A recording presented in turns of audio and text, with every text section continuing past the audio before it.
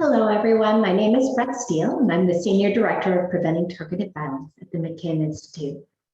Thank you for joining us for our 7th workshop for the Emerging Prevention Practitioners Network.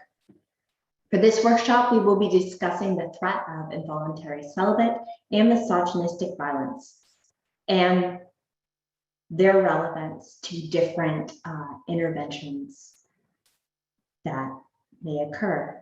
The Prevention Practitioners Network that we're building will be a national network of interdisciplinary professionals dedicated to preventing targeted violence and terrorism and their impacts within the United States. We are currently seeking your guidance on how we will shape this Emerging Prevention Practitioners Network. So we will ask you to fill out a brief survey. Addie will provide the link, apologies for the dog, in the chat box. More information on how to join this professional network will be communicated to you in the upcoming months. For today's workshop, we have a fantastic lineup of speakers to discuss both the threat landscape and promising practices for addressing the threat of incel and misogynistic violence. Each speaker will discuss this topic for about 10 minutes before we open the floor to audience discussion. We really invite your engagement for this open discussion. This is a topic, as we prepared for this workshop, and we knew it going in, but this is a topic that understanding is still emerging in many ways, and we hope that the conversation will allow us to understand what we know and, more importantly, what we don't know. Once we get to that discussion component of the workshop, we do encourage everyone to turn on their cameras, use the chat function or raise their hands to queue up questions. And again, we really look forward to your input. At the end of today's discussion, we will ask you to participate in a brief survey as we summarize the lesson learned from our discussion. However, in order to effectively assess the lessons learned in this workshop, we're going to launch an anonymous pre-assessment poll right now. Go ahead, Addie. Ultimately, these workshops are put on to benefit you, and we really want your feedback. So please let us know how we can best serve you. Feel free to contact Addie or myself with any suggestions on how we can improve our future workshops. Lastly, I want to thank our partners who have helped make this event possible.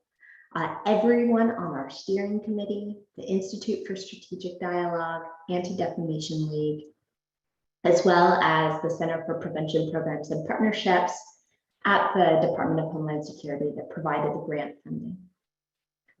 So first, I want to kick us off by introducing an analyst from Moonshot. Moonshot has done extensive research into this topic and want to invite a Moonshot analyst to speak. Because of the delicacy of this topic, some of our speakers have asked to speak without their camera on. I ask that you give them the same attention that you would if you could see their smiling faces, but it is a delicate topic, and so we have made that accommodation. Moonshot analyst, please proceed.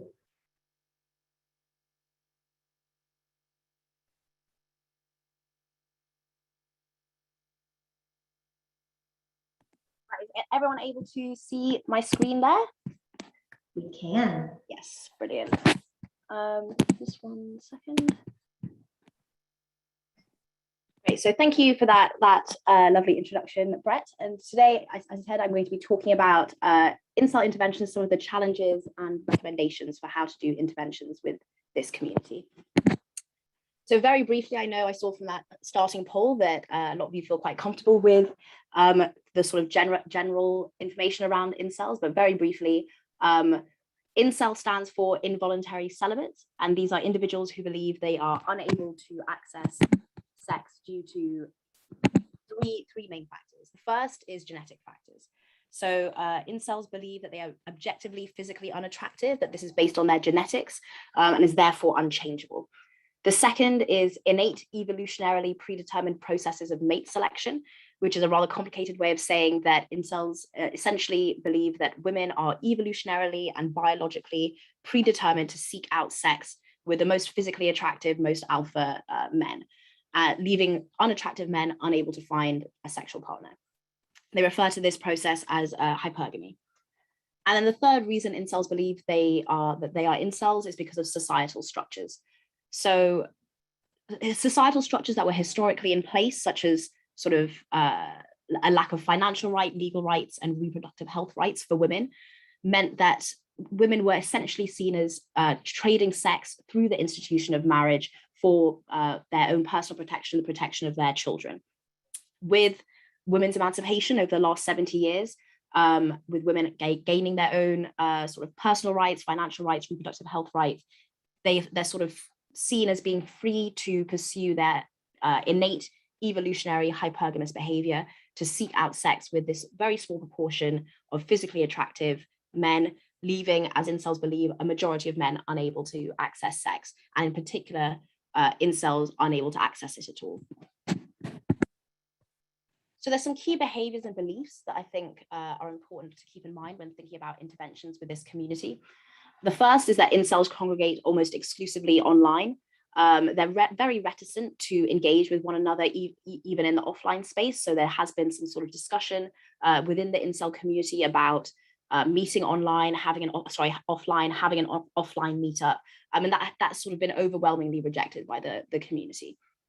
The second is that this ideology is inherently misogynistic, with content celebrating violence against women at an interpersonal level, as well as societal level violence. So sort of a recent example would be the sort of recent Plymouth shooting in the UK, and the sort of discussion and celebration of that attack within the incel community online. And the third thing to keep in mind is that the online environment that incels are engaging in is incredibly hopeless, incredibly nihilistic, and sort of trapping these individuals in a cycle of despair, with unfortunately an extreme amount of suicidal ideation found across the incel ecosystem. So incel ideological beliefs make interventions with this group uniquely challenging. So I think it's helpful to think about these challenges in two separate ways. The first is sort of ideological challenges, and the second is challenges in terms of identifying incels online and actually accessing them and providing interventions to them in that space. So in terms of ideological challenges, incels subscribe to the black pill, which is the belief that physical attractiveness is the only determining factor in accessing sexual relationships and is therefore determined at birth. So what this means is that there's no amount of really personal improvement or changes to your personality that can help sort of overcome your lack of physical attractiveness, which means that incels believe that their position is unchangeable and that they cannot change the card that they've been dealt, essentially. The second ideological belief that they subscribe to that's important when thinking about interventions is gynocentrism. So gynocentrism is the belief that society is structured to benefit women and oppress men, and specifically men who are deemed not valuable by women. And for incels, this means physically unattractive men. So within this framework, with these two ideological beliefs, there's the belief that any suggestion of support, any support service or intervention that sort of deviates or disagrees with the primary importance of physical attractiveness. So for example, something looking at sort of helping with social interaction or improving feelings of self-worth is seen as basically upholding the status quo. It's seen as rejecting what they believe is an objective truth of the black pill. So this obviously poses a sort of a hurdle when thinking about interventions. And the second is this belief in gynocentrism, this belief that society is structured to benefit women and oppress men who are not deemed physically attractive. This also, again, means that support or advice that's offered or seen to be offered by mainstream society is in many ways believed to be in service of gynocentrism. It's in service of upholding this gynocentric power structure and is therefore in service of suppressing information about the black pill and oppressing incels. So unfortunately, the eventual result of a worldview that sees their position as unchangeable and inevitable is this feeling of hopelessness and despair that I mentioned earlier. And this unfortunately lends itself to suicidal ideation. So suicide is really seen very sympathetically within the community. Individuals who describe an interest in committing suicide are met with understanding, solidarity, and in some cases, other individuals expressing their own interest in taking their lives. And unfortunately, in the rare instances when someone does try to prevent an incel from committing suicide within these forums, so if a fellow incel sort of suggests mental health support, they are met with hostility from the wider incel community, who again see this as representative of a mainstream belief system. So unsurprisingly, within this framework, there's extreme hostility and resistance to mental health support.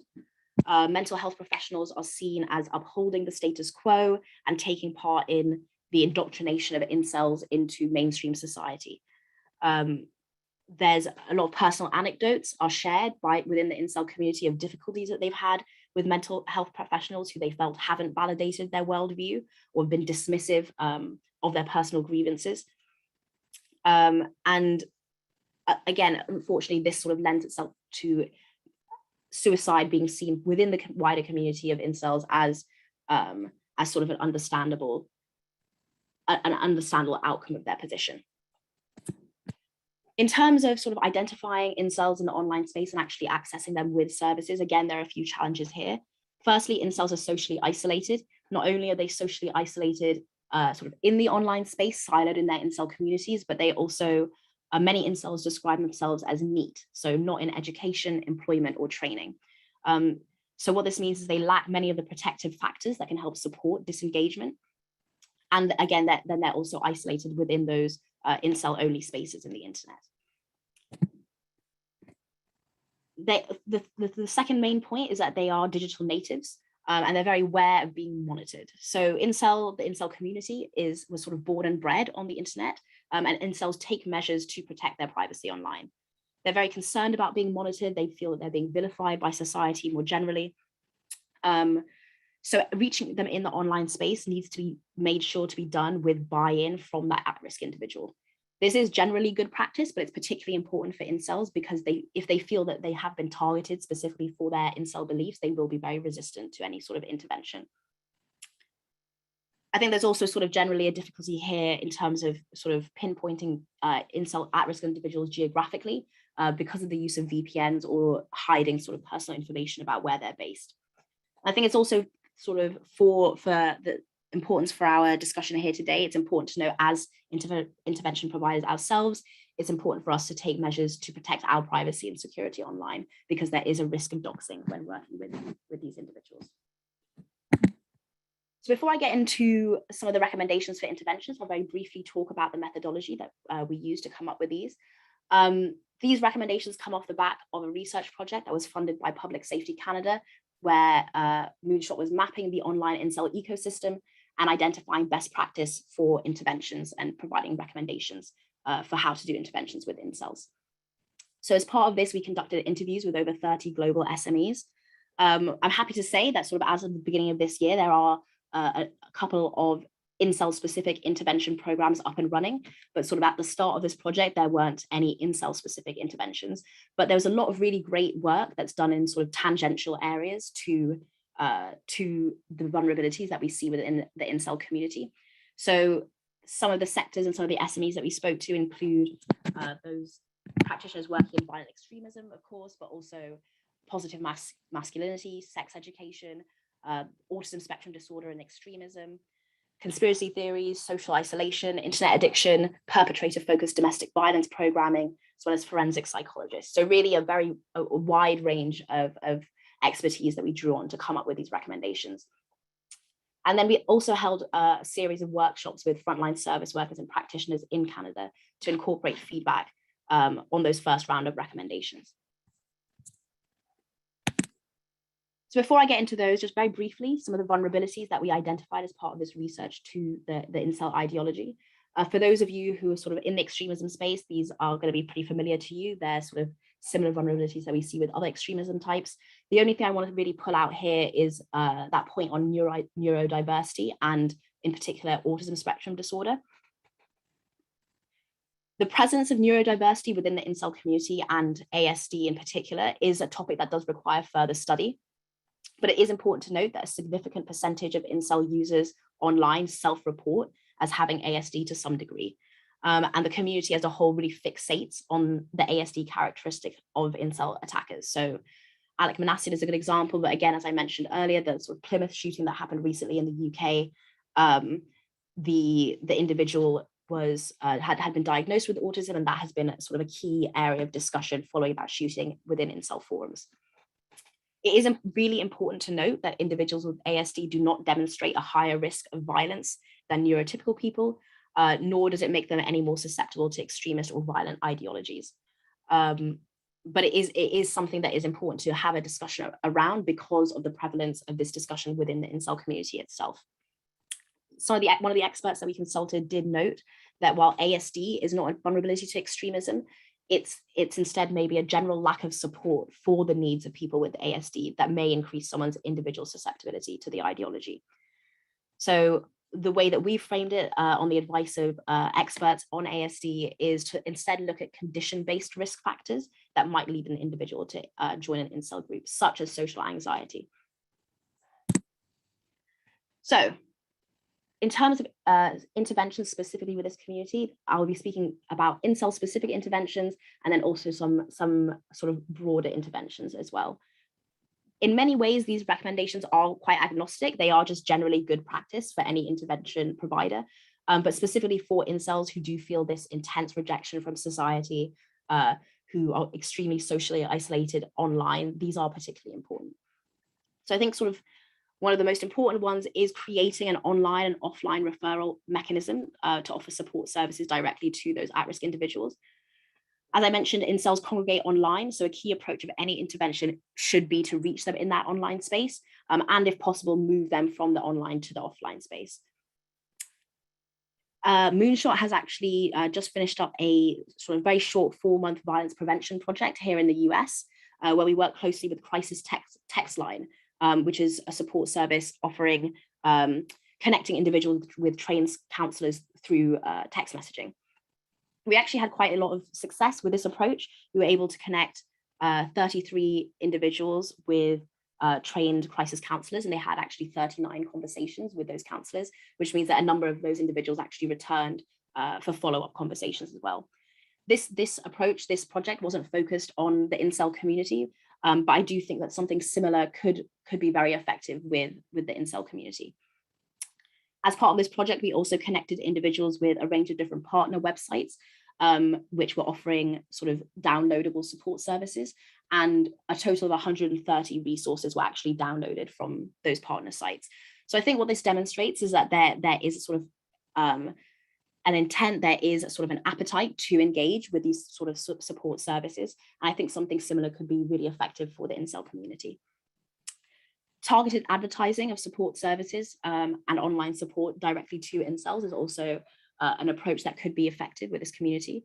But as I mentioned earlier, incels are digital natives and they do fear being monitored. So any intervention that uses this approach should keep this at the forefront, and in particular offer options for anonymous engagement with their services as well. A second approach for incel-specific interventions would be to promote support services, positive messaging, campaigns, and events through internet-based influential personalities. Based on our research, at-risk individuals engaging with incel content are also engaging with sort of a range of different content, including music, a lot of sort of gaming content, both playing video games and engaging with video game content, as well as sort of watching movies online. So incel interventions should look at the trends within that community, look at those areas of interest, and engage with influential personalities to be able to put out pro-social messages. I think when looking at, in particular, this recommendation, looking at YouTube as a platform would be a good starting point. There's a lot of sort of information available there about the various interests that you sort of can be localized to sort of the state level. And there is a lot of engagement on YouTube with other content, not just incel content by at-risk individuals. Looking particularly at the Canadian audience, we were able to see that sort of video game content and sport and fitness content was particularly interesting. I think it would be something similar to, it would be important to look at something similar in the States as well. Initiating one-to-one interventions through direct messaging and relationship building would also be an effective strategy. Using platforms such as Twitch or Discord, where incels congregate, and providing interventions in that space, in a familiar space, could be effective, as well as sort of joining messaging platforms such as Telegram and WhatsApp, where there are incel groups, to help raise awareness of support services. I think a key element of of any intervention for incels would be to also create an alternative space for men and boys to be able to share grievances in a healthy environment. In many ways, incel communities online are sort of providing an emotional support group for individuals who are socially isolated, who lack those sort of protective support structures in their personal life. So creating an alternative space for those discussions where they can be monitored or had in a healthy way, I think would be a really important aspect of an intervention program.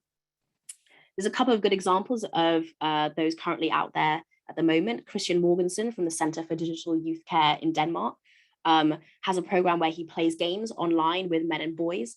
And so they sort of bond over that sort of active playing of those online games.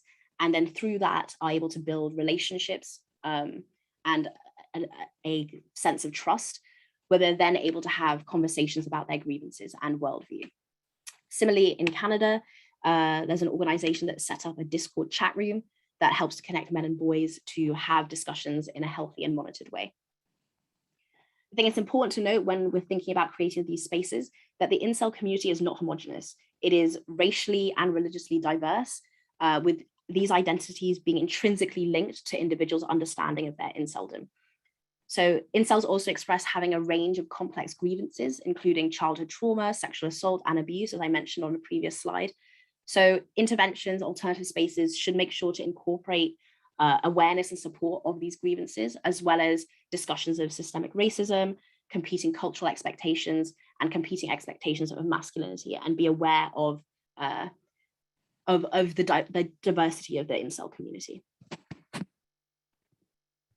Again, sort of a final point on this, sort of more generally around the ASD point that I mentioned earlier, it's important that interventions have an understanding of ASD, or engage and partner with organizations or practitioners with an understanding of ASD. Again, not to say that individuals with ASD are more likely to be part of this community, but it is important to be able to provide those support services to those individuals as well.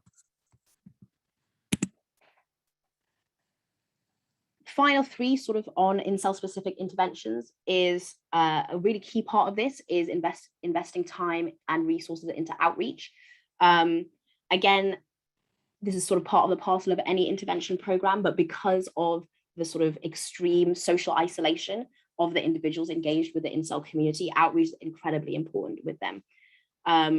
Intervention providers should be particularly proactive in finding innovative ways of actually putting these resources in front of incels. And aftercare, again, important for all interventions, but again, particularly important for the incel community, because of this belief that sort of mental health professionals are working in service of a gynocentric society that is looking to reject them. The aftercare following an intervention is particularly important to help support individuals who've been engaged in this community from not slipping back into the belief that they are not cared for by society, by wider society. And of course, all of this would be a lot easier if we were able to have adequate funding for intervention providers. So that there really does need to be an increase generally around funding for these type of programs.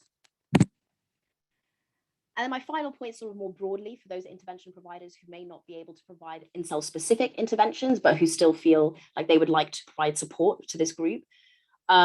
Incorporating incel awareness into existing programming that touches on the sort of range of vulnerabilities and characteristics that we see in the incel community is really important. Mental health professionals in particular should have an awareness of the incel ideology, some of the key beliefs, key terms that are used, so that they are able to identify when they are engaging with an incel individual and connect them with incel specific intervention support.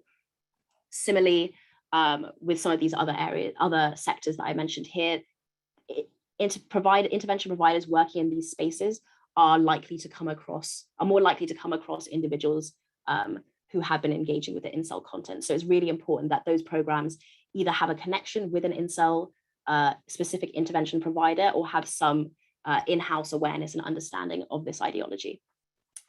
And the final point, I think is just important to flag here, which is why talks and conversations like we're having here are so important, is creating a practitioner network for knowledge sharing and intervention support is really important. Because incels exhibit such a range of different grievances and vulnerabilities, it's unlikely that any one intervention provider could provide the holistic support that they need to tackle all of those grievances. So having a practitioner network, both for knowledge sharing, for referrals for different grievances, and also just generally for support and advice from other intervention providers working in different sectors, is really important to provide, to create a space where at-risk individuals who are engaging with incel content feel fully supported and are able to disengage from this community. So I'll leave it there. I really look forward to the discussion and all of your questions. Thank you. Thank you, Moonshot, for that very thorough presentation. We really appreciate it.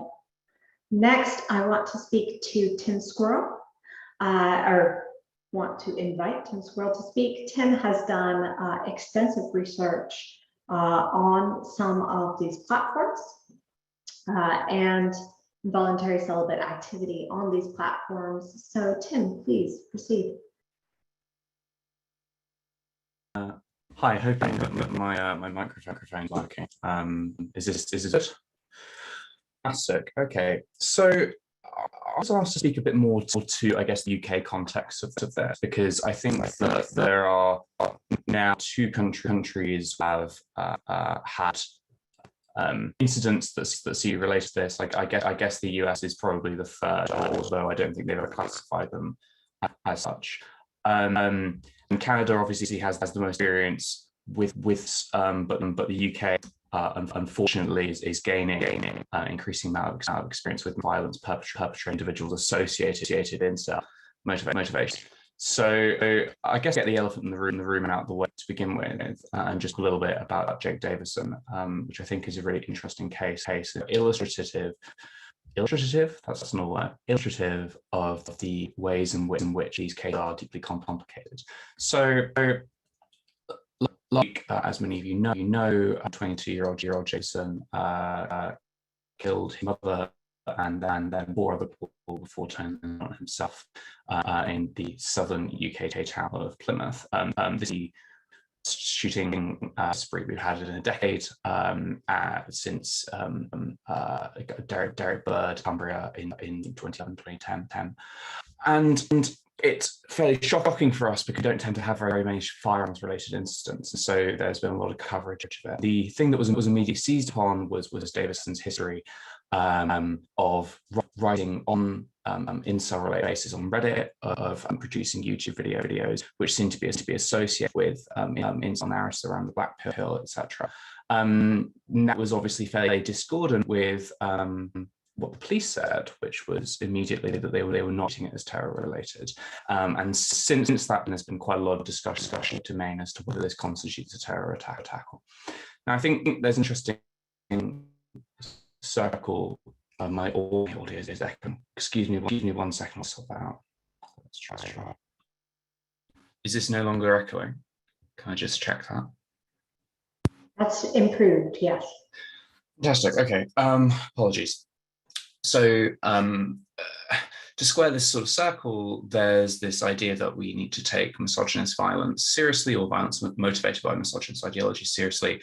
Nonetheless, we also want to recognize when things are or are not actually motivated as violence by those things. And the Davison case is interesting, not just because of the incel stuff he was posting, but also because he was characteristically fairly conflicted about whether he counters an incel or not. He sort of said stuff like, I wish I'd never encountered the black pill. I wish I'd never been involved in this at all.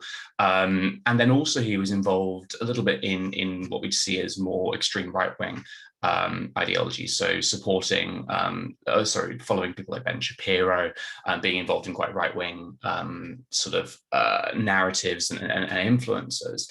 And this is fairly characteristic in the UK of someone who it falls into a bucket within our counter-extremism or counter-terrorism system called PREVENT, which is known as mixed, unclear, and unstable ideologies. Now, within that system, we don't have a formal recognition of incel as a category in and of itself.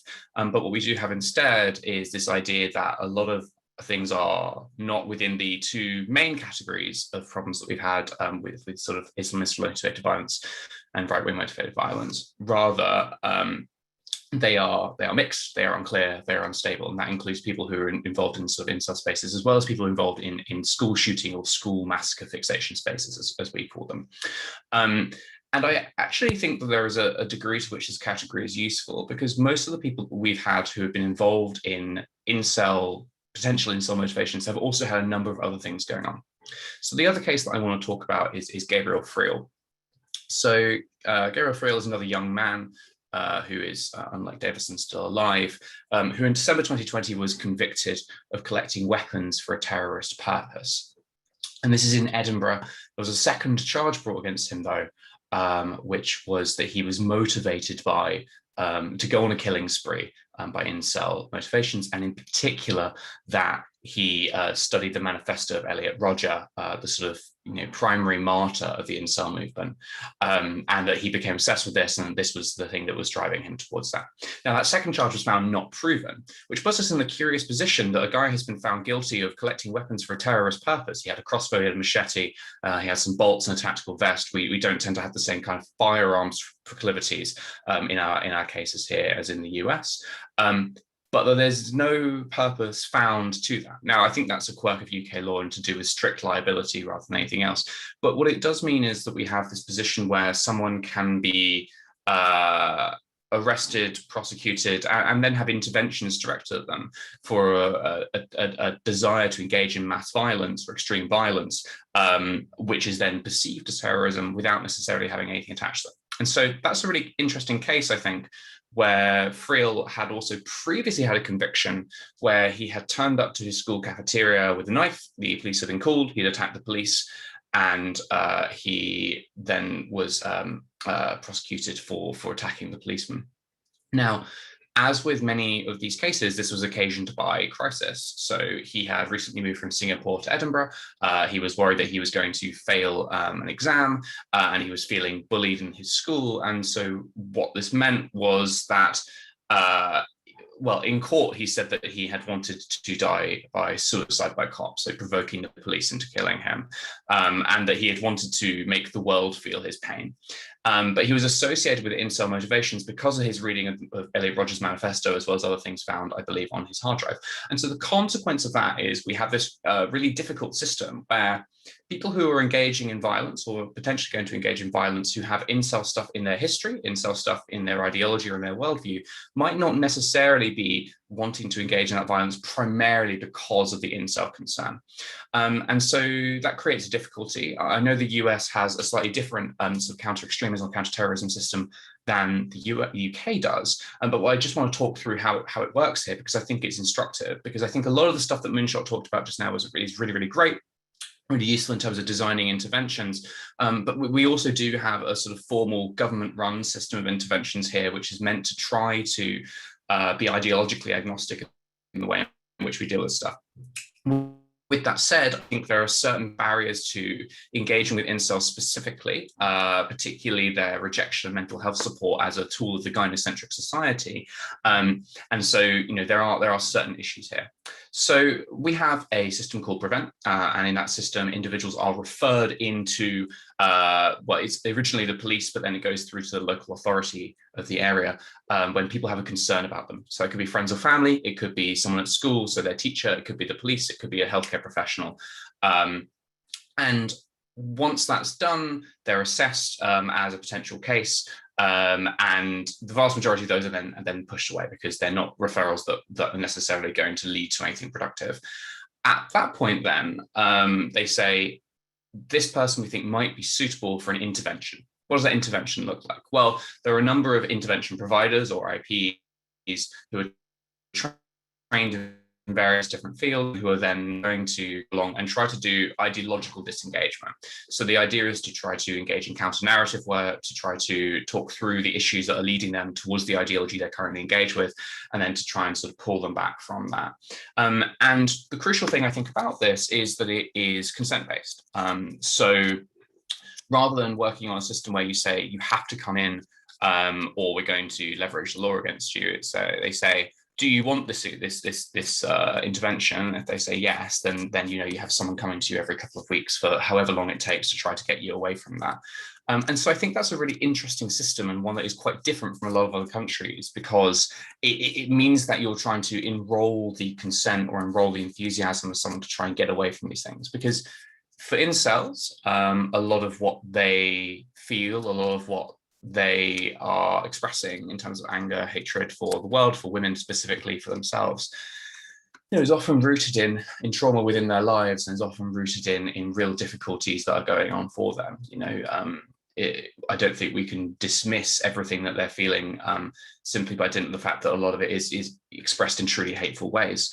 And so that means then we have a system which is ideally meant to move them towards a voluntary disengagement from that ideology.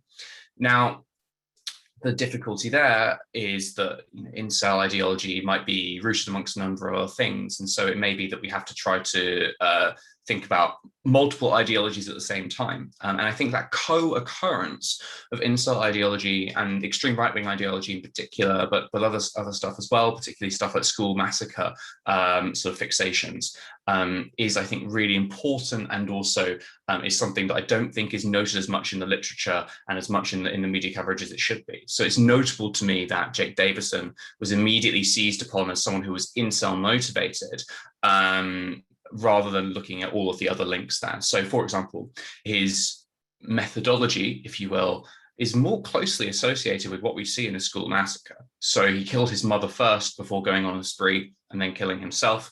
Quite often what you see is someone will kill the person closest to them who they have developed the closest, but also often most fractious relationship first, and then they'll go on their spree, and then they'll kill themselves. And suicide is usually the end of these things. It's very rare that they don't kill themselves at the end. So Adam Lanza, who did the Sandy Hook shooting, as I'm sure you all know, killed his mother first and then went on the spree and then killed himself. Sung Hui Cho in Virginia Tech, I believe, killed his roommates first before going on his spree, killing himself.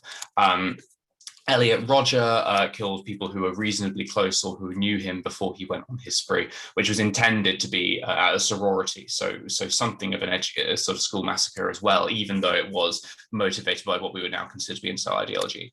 So I think it's really useful and educative to take this ideology as a holistic one, and to consider these individuals as individuals rather than as people who only have incel stuff going on and nothing else. As Moonshot noted, they're often ethically and religiously diverse, and so they actually really, really resent being told they're all white or being associated with right-wing extremism, because they see themselves as people who are bound by a common condition rather than people who are bound by a common ideology. And so they want to emphasize very keenly that inceldom, as they see it, is a state rather than a community or a movement. We refer to them as a movement for a variety of reasons.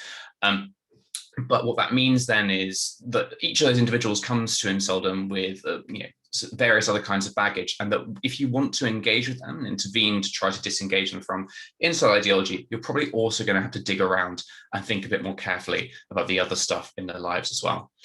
So the two main things I just wanted to talk through with you then were the case studies as we see them in the UK and the complexities that brings into these cases. And then in addition to that, the ways in which it's possible to intervene in these cases to try to draw people away from the ideologies that are motivating them to engage in what we might see as terroristic behavior or extreme violence towards our outgroup.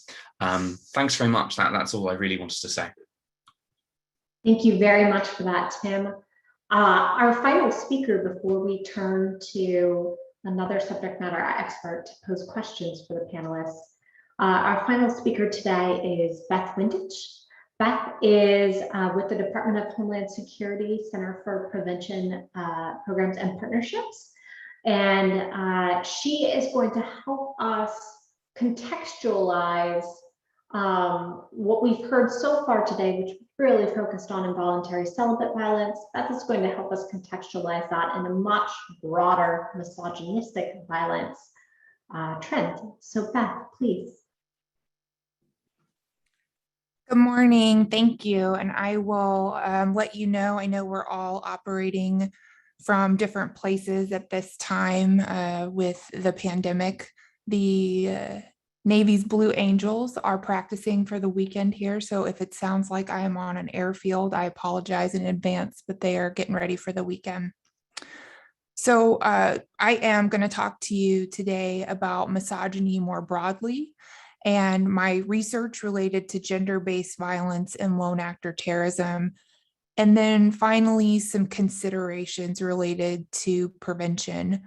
And I'd just like to echo what Brett mentioned at the top of this session too, is that the research in this area is emerging.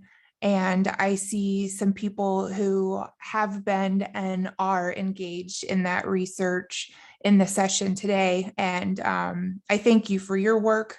I think it will continue to result in knowledge growth and also robust discussion on this topic.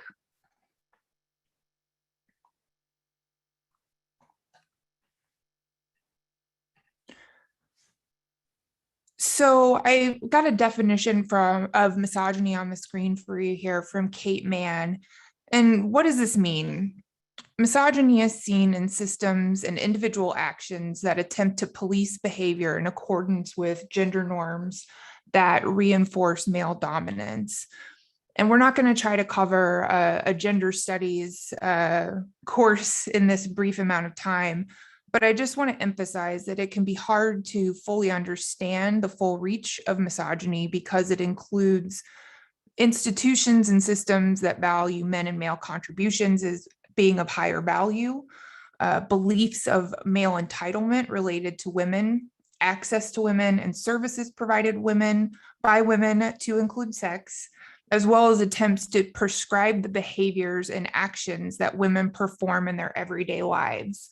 And I want to call out these different points because they're important for us to understand when we're trying to counter this, that we don't fall into some of these practices because we're not being thoughtful about how all of these different things interrelate. And also, this can be seen in violence against trans women.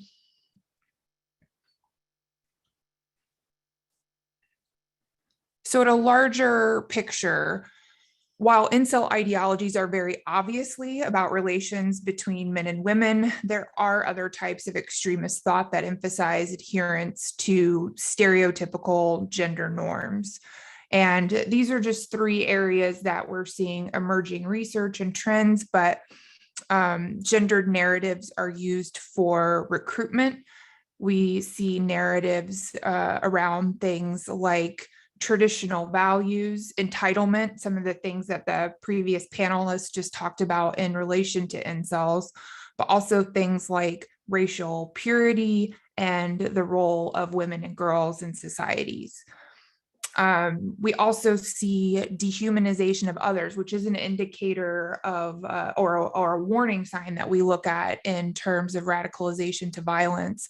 And that dehumanization of women as other or practices of control we see in rhetoric, online attacks against women, and attempts to control women's behavior and freedom of movement. And then finally, justification for violence. In the extremist context, the misogynistic rhetoric can be used to justify different types of violence, to include things like attempts to control reproduction, support of rape, forced marriage, and sexual slavery.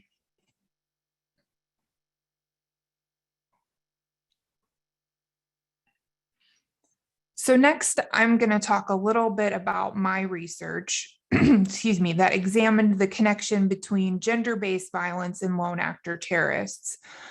And I know many of us have seen former partners of attackers emerge after an incident, and we hear about the history of domestic violence preceding these attacks. One that comes to mind that I think a lot of us saw was the former partner of the Pulse nightclub shooter.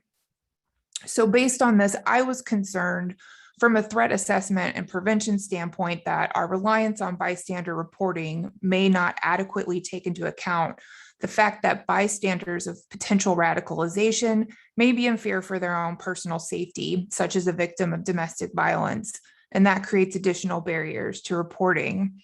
So I wanted to look at this a little bit more. And for those of you who are familiar with this in the literature, I looked at the set of attacks that were created by Ham and Spudge in their NIJ-funded research that was also published in the book Lone Wolf Terrorism in America.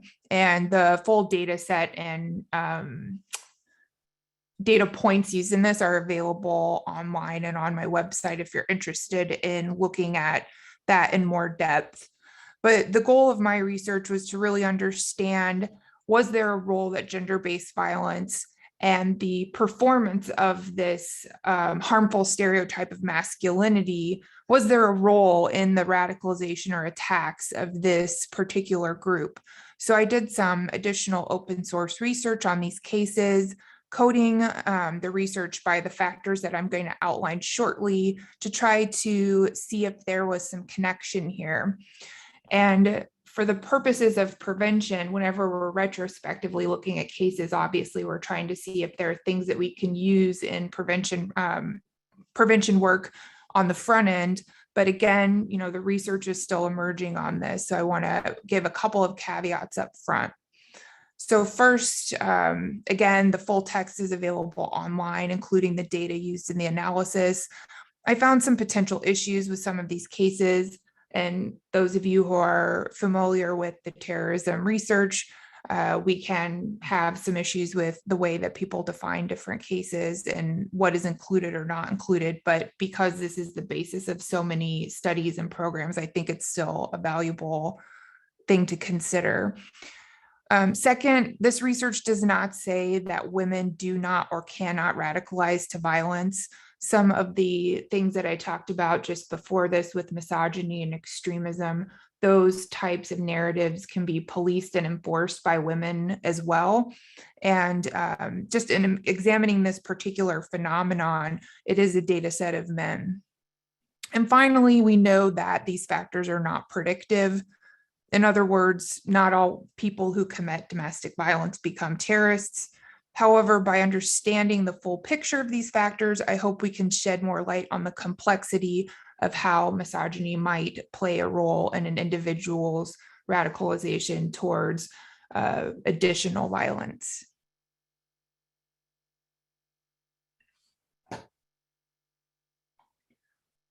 So I wanted to provide just a little bit of a background on gender-based violence. Here you'll see from the United Nations Declaration on the Elimination of Violence Against Women, how they define gender-based violence, and that is any act of violence that results in or is likely to result in physical, sexual, or psychological harm or suffering to women, including threats of such acts, coercion, or arbitrary deprivation of liberty, whether occurring in public or private life. And that declaration further defines some of those types of violence to include things like sexual abuse, rape, FGM, trafficking, and sexual harassment.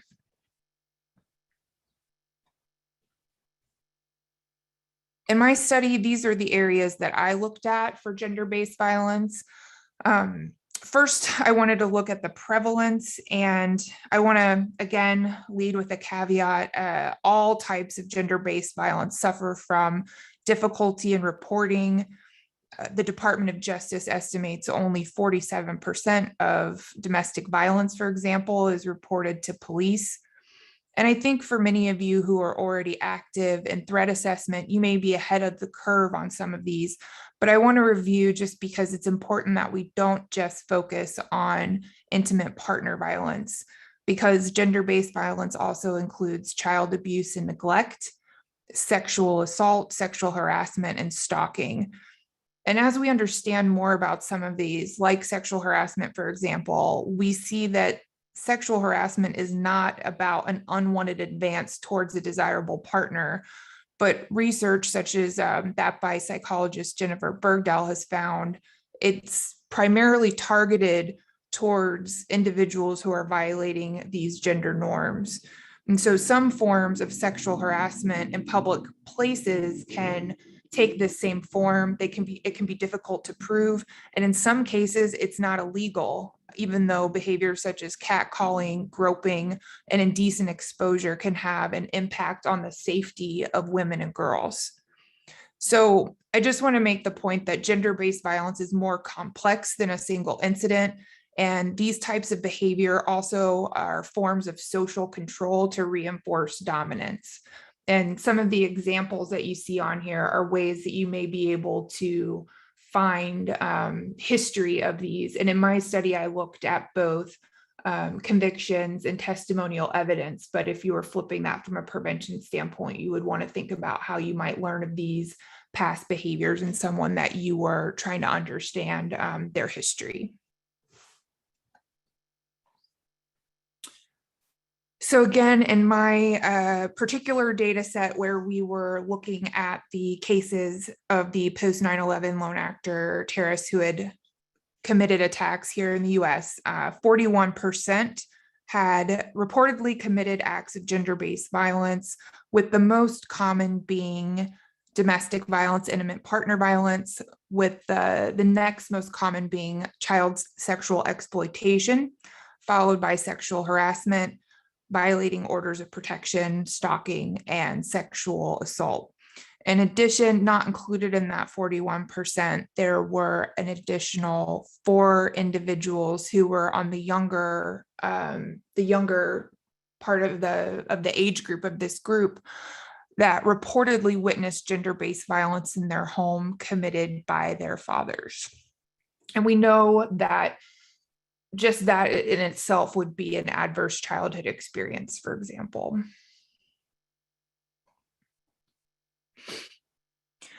So in addition to gender-based violence, I also looked at stressors, and in threat assessment, the role of stressors has been fairly well documented.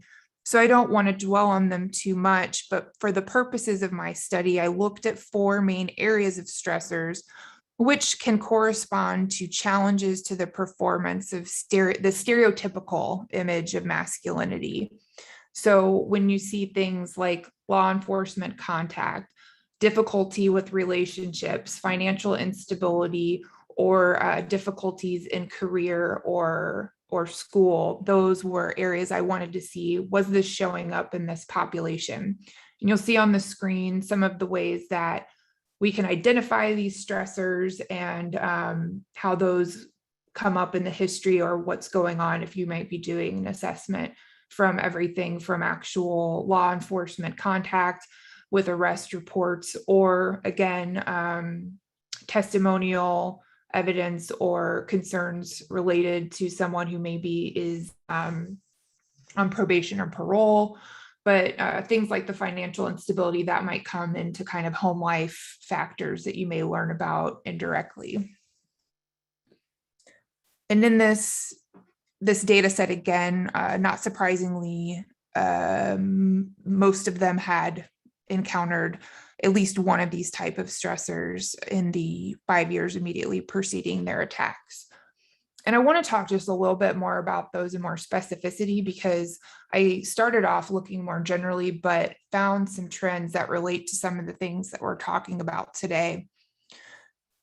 So in these post 9/11 American lone actor terrorists, several of the attacks were directly related to the stressors experienced, which affirms that these were perceived as extreme threats that necessitated some immediate action.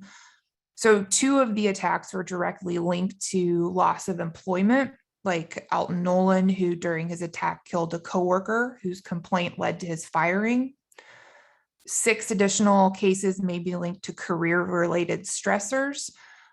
For example, Bruce Ivins sent anthrax letters as he experienced pressure related to his work in developing the anthrax vaccine.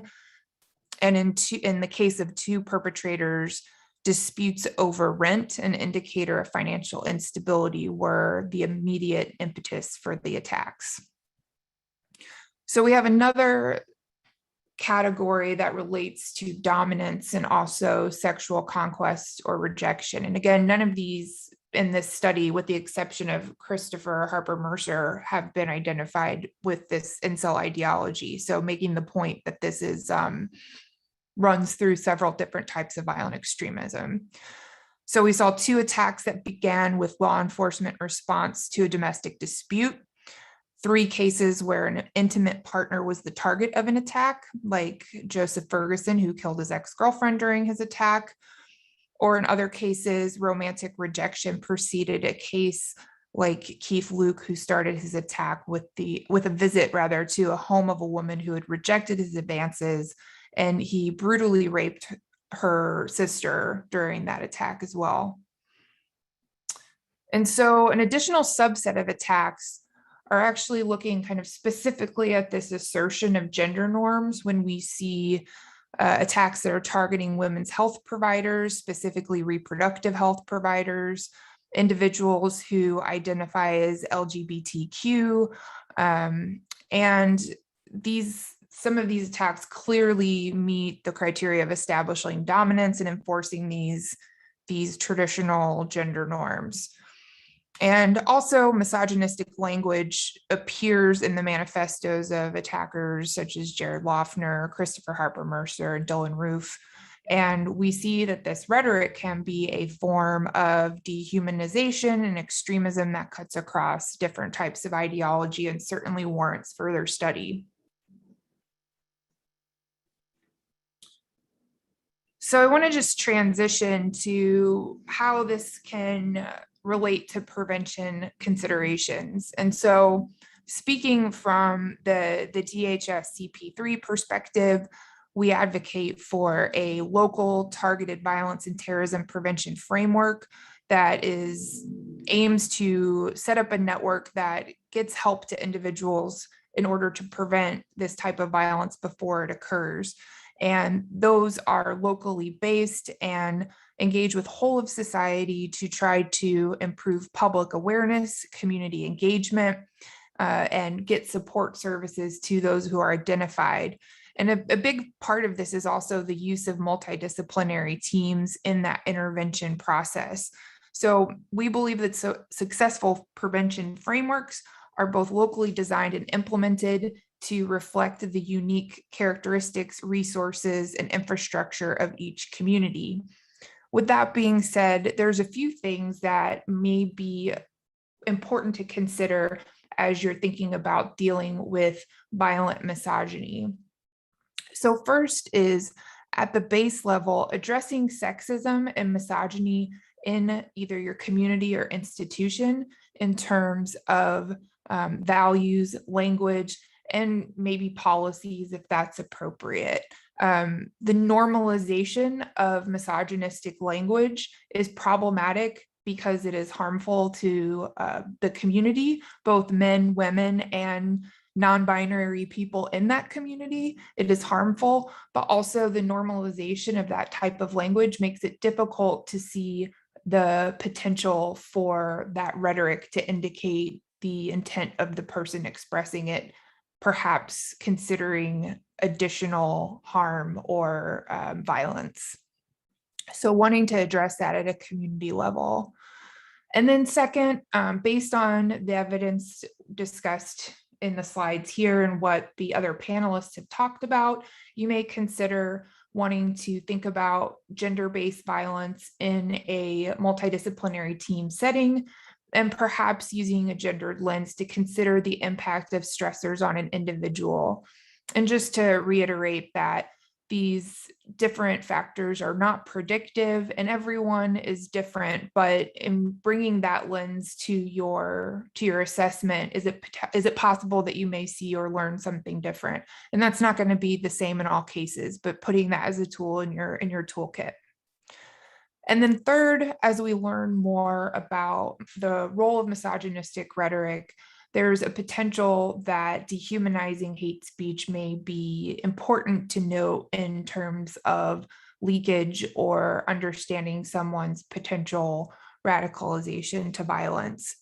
And some of this isn't really, it's not a far leap from some of the indicators of radicalization to violence that we already see in behavior in terms of dehumanizing people who are not in your identity group, or trying to police behavior of family or peers, or changing to a hardened point of view based on a certain ideology. It's just making sure we don't have blind spots that relate to gender when we're thinking about these things, which can unfortunately sometimes be easy to have those blind spots. So finally, I'll just wrap up with a couple of additional considerations. I just wanted to stress again, we're talking a lot about men and women, but also misogyny impacts both trans and non-binary people. So it's important to keep that in mind and see how these types of rigid gender norms and the policing of people's performance of gender can be harmful to those that may not be discussed as often. So we have to make sure to bring that to the conversation. We know that gender-based violence is underreported, and we know that we have difficulties in getting bystanders to always act on the things that we need them to do. So we need to continue to reduce barriers to reporting, both for the behaviors that we're talking about, but also these other types of violence like gender-based violence. And then we have emerging research that is coming out. So continuing to stay plugged in through resources like this practitioners network and other forums to ensure that what we're doing is based on the most up-to-date and rigorous evidence to deal with this threat in the best way possible. So with that, I'll throw it back over to you, Brett. Thank you, Beth. We appreciate it. So next, I want to invite Dr. John Horgan to kick us off with some questions for the panelists. John, please. Thank you so much, Brett. Hi, everyone. I was a little bit reluctant to speak today for two reasons. First of all, I'm leading a research effort into incel violence, and we have been stuck in ethics review hell for over a year. And secondly, and speaking very much to directly to practitioners on this issue, we, and more to the point, you face an enormous challenge, and that is to figure out ways to address something that is barely even recognized, let alone understood, or based on enough research to reliably inform practice. We've been here before in so many ways, right, with different kinds of issues, but proposing solutions when we're still scratching at the surface is very, very risky. So we need to proceed with caution, and simultaneously, we need to hurry things up. So I'd like to raise a few points for consideration and then pose some questions directly to you. The scope of the challenge here, I think, might appear overwhelming, depending on where we look or where we are willing or maybe even forced to draw some boundaries. Incels have come to the forefront because several men who self-identified or otherwise interacted with that community have plotted and executed acts of public violence. As outsiders who want to be part of solutions, we're simultaneously dealing with new challenges and new complications that have arisen, I think, in part thanks to the internet. While on the other hand, and in a far, far broader sense, we're potentially having to deal with one of the oldest, most insidious ideologies of all, which of course is misogyny. There's another side to this. So despite the potential scope of the problem, we're also forced to consider some triage, or perhaps because of it, we're expected to consider triage within that. The incel community is one part of a wider, deeper phenomenon. But within the incel community, there are many shades of gray. I think at an absolute minimum, we are forced to make some core distinctions here. We can, or perhaps we should, be prepared to differentiate incels writ large from misogynistic incels, and misogynistic incels from violent misogynistic incels. It seems a bit redundant now, especially after listening to these fantastic presentations, to say that violent incels represent just a fraction of what seems to be a very big and unquantifiable community. But for good or for bad, incels are increasingly defined only by their roughest edges. There is a growing and intense debate right now, which is only getting more intense and more urgent, around whether incel violence ought to be considered violent extremism or terrorism.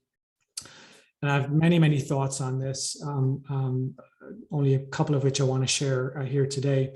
I think some people who study violent extremism wouldn't find it hard to define it as such. Some who suggest that incel violence ought to be considered violent extremism or terrorism would say that a reason for doing so, a reason for characterizing the problem like this, is that it would lead to an overdue correction. Acknowledging the role that misogyny plays in extremism, generally speaking, that is, across different types of groups, different types of ideologies, but that it would also serve as a recognition that violent, misogynistic incel activity appears to now be posing a persistent threat to public safety.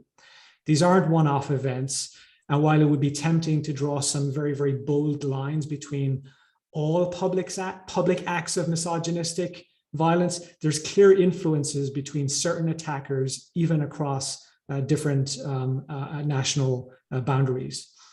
This is not just an American problem. Misogyny, I mean, if it bears repeating once, it bears repeating 100 times here, but misogyny is not a new feature of extremism, but it has largely been ignored by the research community, by at least this research community. And until now, it's also rarely been an explicitly unifying and primary theme that serves to organize and offer purpose, and even in some cases offer direction to those who subscribe to it. There are consequences to characterizing this issue as violent extremism or terrorism. Now, a recognition of any growing terroristic threat would lead to increased resources to do certain things. And in theory, that would also lead to more resources becoming available for the purposes of prevention or disruption. But we need some clarification about what that might mean in this context, even hypothetically, and that's easier said than done. We've already seen recommendations from some terrorism researchers who have explored the incel issue that I think ought to give us pause. Three well-known researchers have recently called for mental health service provision as, quote, the most effective way, end quote, of preventing incel violence. Are you willing to use mental health services to address ideology? I suspect I know what the answer is, but I'd like to hear your thoughts on that. I think we need to be very, very careful about uncritically accepting these kinds of suggestions. And I strongly echo comments from my Moonshot colleague about the need to have a realistic and comprehensive sense of what needs to be done where and at what level. Self-identifying as an incel involves dealing with multiple complex contradictions. One alleged member recently told me that being an incel is simultaneously both self-empowering and very, very harmful. I think in large part because of the public violence that many of us now view as synonymous with incel activity, it can be very, very hard to view members of that community as in dire need of help, yet many are. They are truly depressed. They genuinely do view themselves as subhuman, though the self-deprecation, the self-directed humor that incels revel in might mask that in many cases. And of course, many, with the help of others online, come to embrace the view that their lives simply aren't worth living.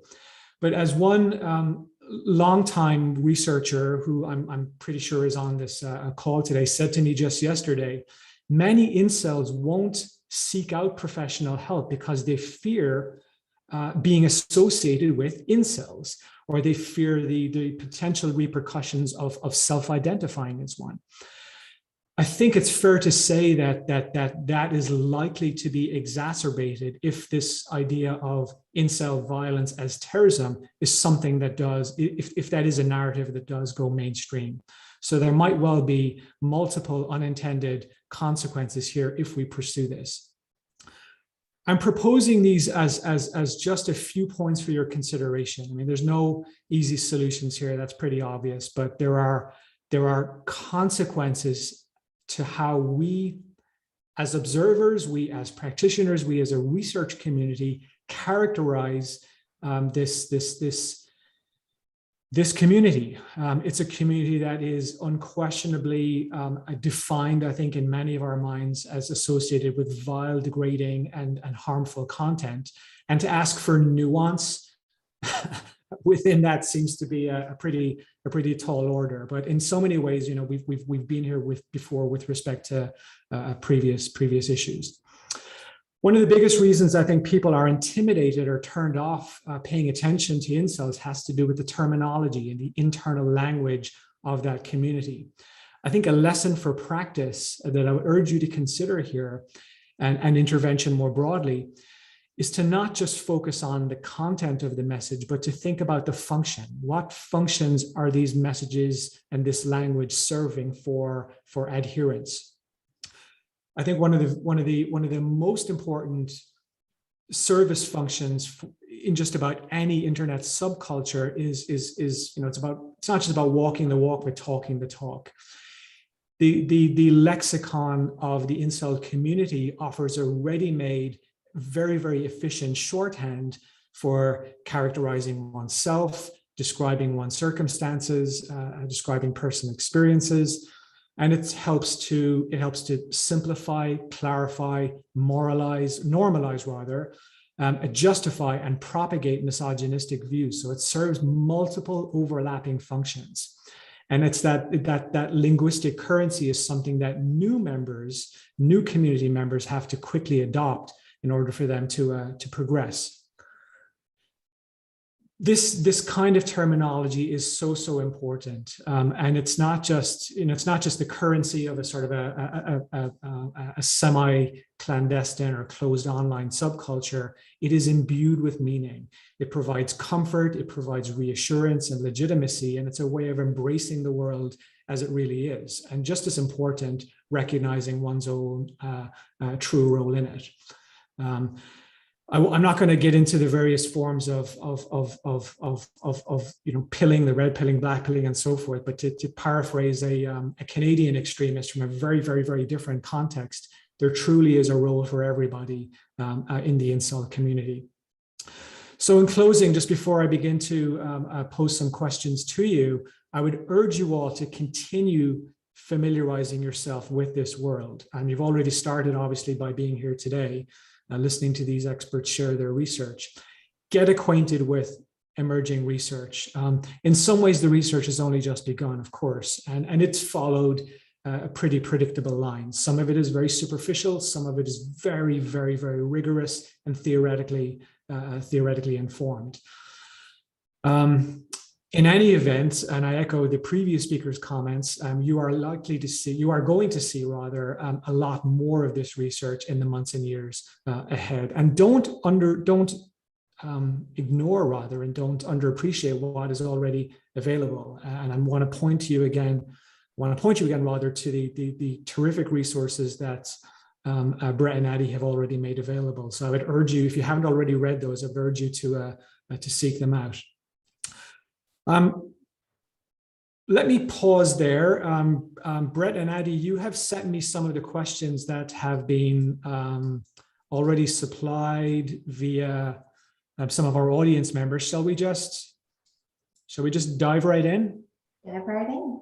Okay. So let's see. In no particular order, what are the dangers with labeling the incel community a terrorist group? So you know, we've briefly talked about this, but I would like to invite any and all of the panelists to weigh in on this if they would, please.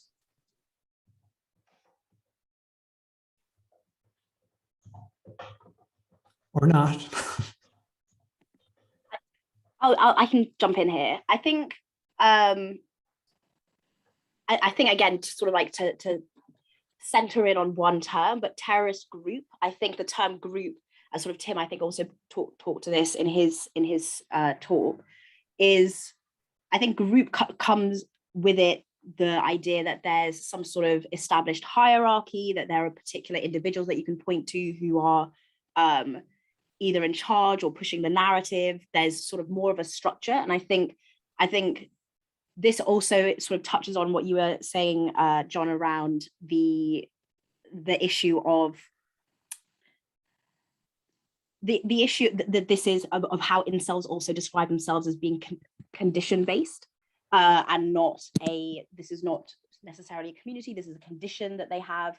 And I think the idea of sort of a terrorist group, the difficulty with that is that incels themselves don't see themselves as a terrorist group. There's obviously a danger in only listening to, if you're an extremist movement's own description of how they would describe themselves. Like, we as researchers should also be able to label them based on our research and our findings, how we see them and how we view them. But I think it sort of falls into what I was speaking about in my own talk around this idea of gynocentrism, this idea that they're sort of vilified by society at large, that's sort of referring to them as a terrorist group when they don't have those structures of a group, when they are sort of a collection of individuals who come together and engage in a discourse, and there isn't sort of an ideology that can be brought out of it. But that's not to say that there are not individuals who disagree with that ideology or have different views about that. So I think that there's a lack of clarity and codification within the incel community that I think prevents us from referring to as a terrorist group. And if we were to do so, would, I think, actually be quite dangerous. I would be seen as evidence by the incel community of their further vilification by society, the securitization of them as a community that sort of feeds into their narrative that they're not valued and that they're attempting to be oppressed by society. So I definitely think that, yeah, I personally would not go as far as to call it a terrorist group, and I think that there's a lot of dangers associated with that. But as John also touched on, I think it's about this sort of the making sure we introduce complexity and nuance into how we speak about them, because as we've seen, there is violence that comes out of it. But I think the incel community, I think, sits slightly differently, in a slightly different position from say the violent far right or jihadism, which has much more sort of structured and hierarchical communities.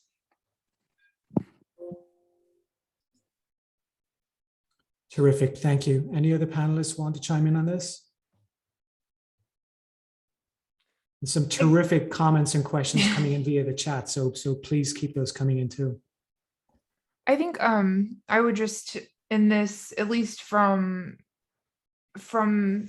I mean, this is also a theoretical question in some ways. When you're talking about who is labeling it, you're referring more to researchers. Obviously, domestically, we as a government do not label these groups. So just to be clear on that, but we do see different types of movements, and we I think, what, to your point about what is the utility for individuals engaging with this content, it's also what is the utility in how we conceptualize some of these different threats.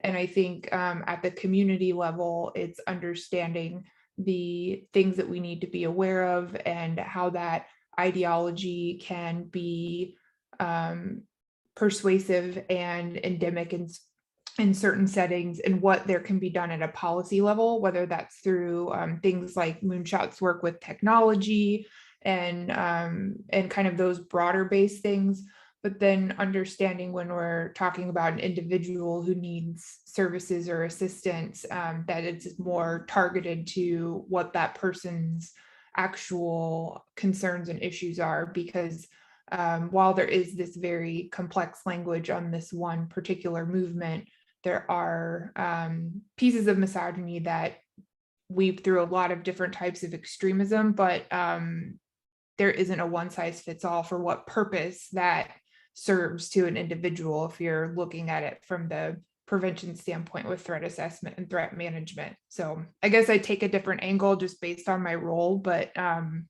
know if that's helpful. Absolutely it is. And can I take privilege here and just ask a sort of a related question? If we are, well, perhaps this is an embedded assumption here, but if we are willing to view public acts of incel-related violence as ideologically framed, ideologically relevant, from an intervention or a practice standpoint, whose role or whose responsibility is it to address issues around ideology and worldviews? Is that, and I'm deliberately drawing on one of the questions here, is that are we somehow expecting mental health service providers to do this? Is this something that we do via some other avenue? Would somebody like to address this? I think if I could just add just one thing to that, and I see John Nicoletti's on there, so I think he should jump in because that's a good person to talk about this, because I think I may be setting him up to spike the volleyball on this one, but it's not addressing ideology, it's addressing behavior. That's where Dr. Nicoletti's threat assessment and threat management, if he's still there, I saw him pop his video on. I think he would probably be a great person to add to this. Well, yeah, I mean, your point is great. And that's kind of like what I was going to focus on. The other thing to add to that, and this gets back, John, to one of your earlier statements, that one of the research says mental health is one of the key variables for mitigating this. One of the problems I see with that statement is it's overly broad. First of all, there's no standard response protocol for mental health people. So you do have folks that are trained, like Moonshot and some of the other areas, to know how to deal with this. But then if you go to traditional therapists, they, in fact, and I've seen that on some of the cases I've worked at, they're enabling the behavior. The individual is talking about wanting to engage in an attack behavior, and they think, well, I'm going to be a good listener and nod my head, and no confrontation, no any, mitigating stuff. So I think we got to be careful just throwing that in. I think it certainly is a resource, but I think there needs to be standardization and reliability across providers.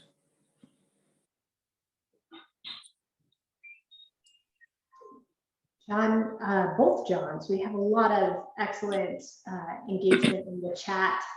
Some questions about the mythology of an incel uprising, questions about stem cells.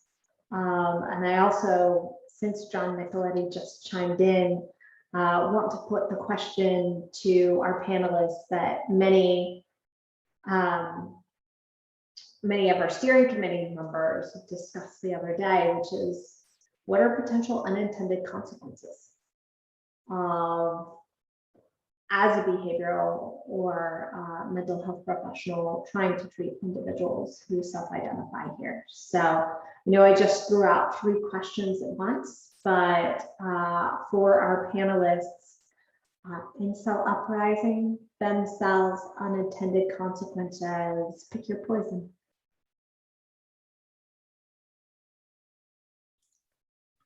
I'd be happy to come in on the incel uprising point, if that's okay. So there's a difficulty here, right? Because there is a slight desire I have to say that I think that the incel uprising, or the Amiga Virgin revolt, as I think the language was in like 2011, is probably at least slightly tongue-in-cheek. With that said, would I give the same kind of leeway to a siege-pilled neo-Nazi who was talking about, the coming accelerationist, race war, etc.? And the answer to that is probably no.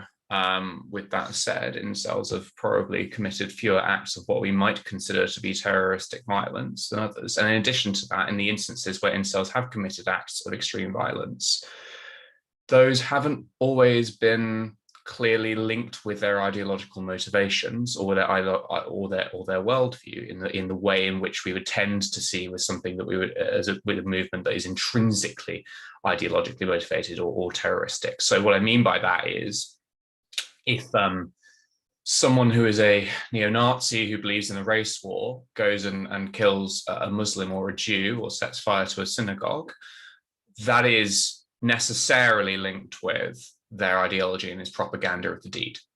If someone who's an incel kills a number of people close to them, or as in Alec Manassian's case, kills a number of random people, and then or goes on a shooting spree, etc., and doesn't leave a manifesto necessarily, or even in Manassian's case, like left the incel uprising thing, but then did an act of violence, which was in no way really linked in terms of the propaganda of the deed to the actual ideological motivation he had. And the judge in the case said that it was primarily for notoriety. I'm not sure to what degree people agree with that or not. So it's a difficult one, right? Because incel uprising, I don't think is necessarily meant truly by many of the people who say it, or even if it is, it's often meant as wishful thinking. And some of the people who talk about incel uprising are saying it in the same breath as saying they condemn some of the activities of people who've acted in the name of incels, right? So there's a real difficulty there in extricating the proportion of incels who genuinely condone and praise the violence of Elliot Rodger and others, those who are doing it to be edgy, and those who are disavowing it. And I think that the real difficulty here is that we are homogenizing necessarily in terms of flattening the movement through analysis. So of people with really disparate ideological beliefs who are unified, really, to be honest, primarily by their condition and the fact that they've sought out a community to deal with that condition, and the community they found is unfortunately the world's worst support group. So that's kind of what I think of the incel uprising. I don't think that it is used by that many incels. To the extent it is, it probably constitutes a form of extremism, a sort of in-out group kind of, in-out group revolutionary sort of way. But I don't know how seriously to take it, and that's a real issue, I think. I think if I could just jump in here, I think I might have a bit of a different view from you on this, Tim, because I think that while I do agree that there's a lot of it's used by a lot of individuals online as just sort of a throwaway comment. I think it is a comment that is posted by multiple individuals, that is engaged with and used by multiple individuals following attacks. And I think that that's significant, the point at which it's used. So when there has been a real world event of violence, the sort of discussion of this is part of the incel uprising or a celebration of an incel uprising, I think is quite significant. And I'd also, I think, would like to attach it to sort of the wider CVE space and our general response, and the response of sort of society at large to the violent far right, to the alt-right, and the sort of, and you sort of touched on that yourself, Tim, on the sort of dismissiveness that we've had to statements that have been made within those communities. And I think that the consequences of that, I think we saw at the beginning of this year with the Capitol building, is it's important to take, I think in some cases, it's important to take this sort of language at face value, regardless of whether or not the individual who's sharing it believes what they're sharing themselves. The very act of discussing it in relation to real world acts of violence means that someone who is engaging, who may not even post it themselves, simply a lurker, or someone who is engaging or in that incel space, seeing that type of language and discussion, I think still poses a danger, I think. So I would sort of err on the side of caution to take that seriously. I think it's rather than taking seriously the concept that there is an incel uprising, and that there is an incel rebellion in some sort of significant way. I think it's instead the fact that that is the term, that uprising and rebellion is being used in relation to real world events, and that content is there and available for people to engage with and see and believe, I think is something that we should be taking quite seriously.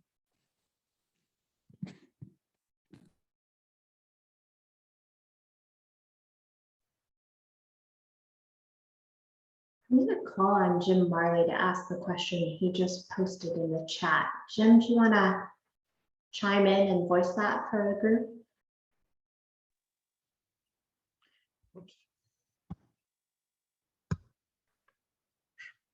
Sure. Yeah, I hope, oh, there we go. Okay. No, I raised the question in the chat. There's a podcast that focuses on incels, and it frequently has people who self-identify as incels on there.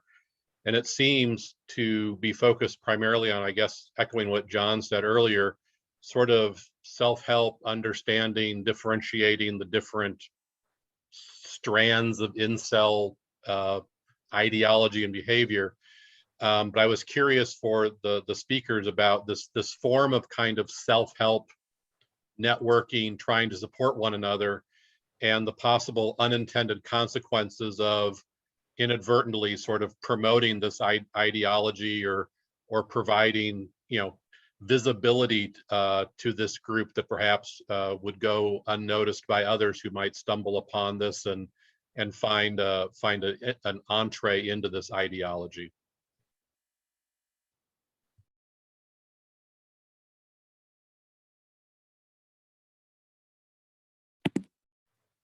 Maybe I'll jump in here again. So I think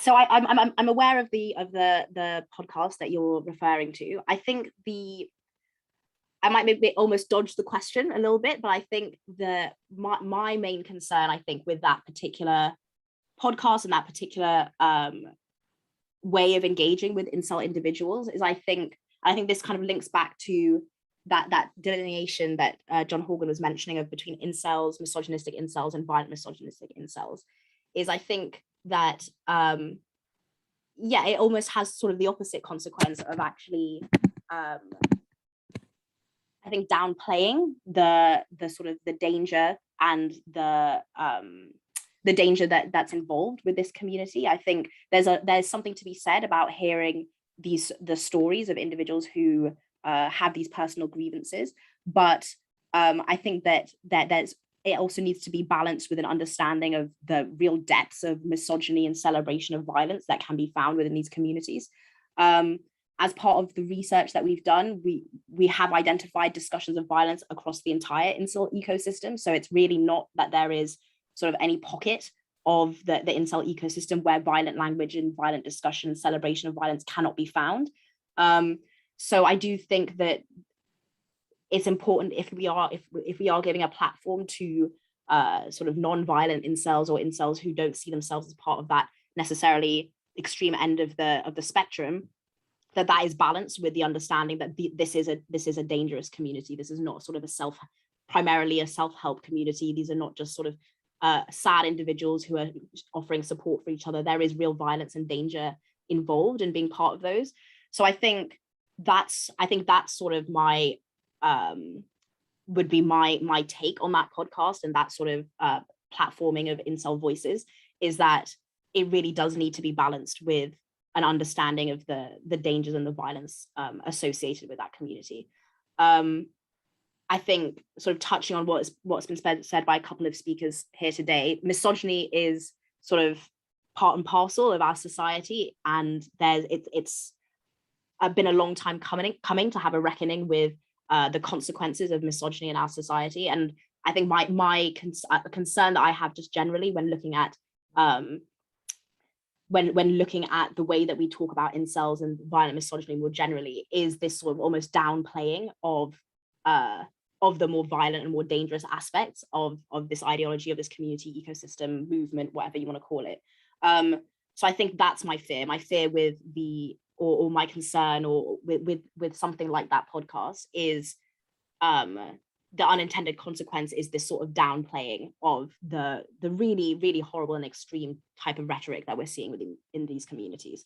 And I think sort of I obviously as an analyst spend a lot of time in these communities, so I'm very aware of the type of the sort of violent language that's there. But I think sort of society more widely, who are not engaging with those communities themselves, may not be aware of that type of content. So I think it's important when if there are incel voices that are being given a platform, that is balanced with a real understanding of how the sort of violent language and rhetoric that is found in them as well.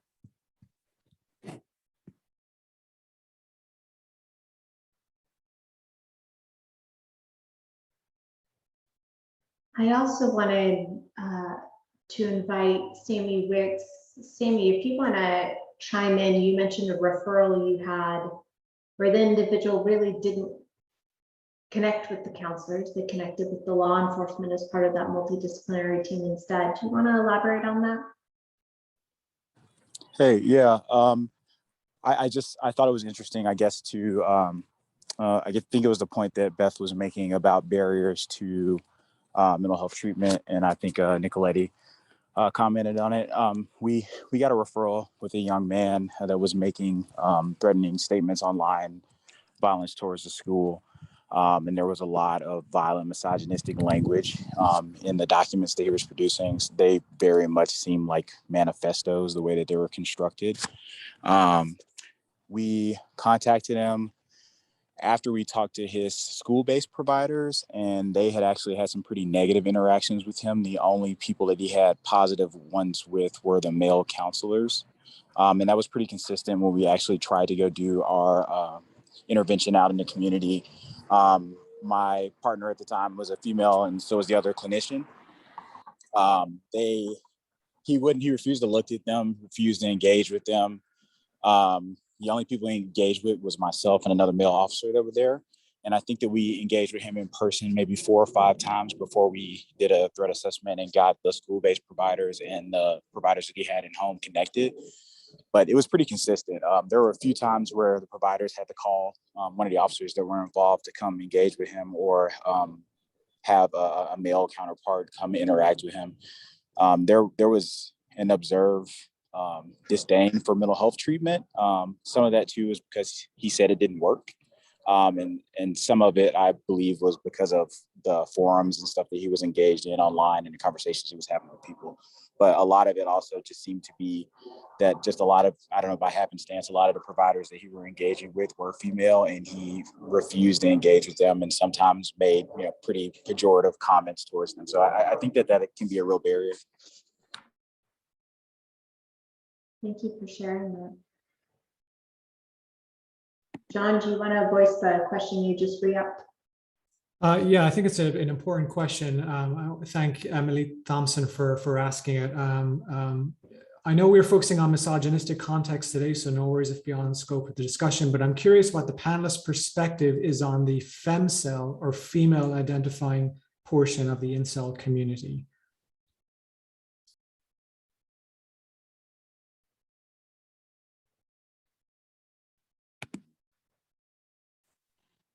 I'll jump in here again, unless someone else has something to add. I actually might just quickly respond to Sammy's point before I move on to the femcel point. Yeah, I'm sort of unsurprised by the reaction towards the sort of your female partners and counselors. I think as part of our research, I spoke to a lot of organizations working in perpetrator-focused domestic violence programming. And a lot of what they said there was that those initial few meetings definitely did have to be with a sort of a male presenting intervention provider to sort of create that connection and that feeling of trust between them and the individual. But that it was also what they mentioned sort of in terms of their own work, which I think would be sort of applies as well to the incel community, is the importance of at some point introducing a female intervention provider or counselor who works in partnership with the male, in part to also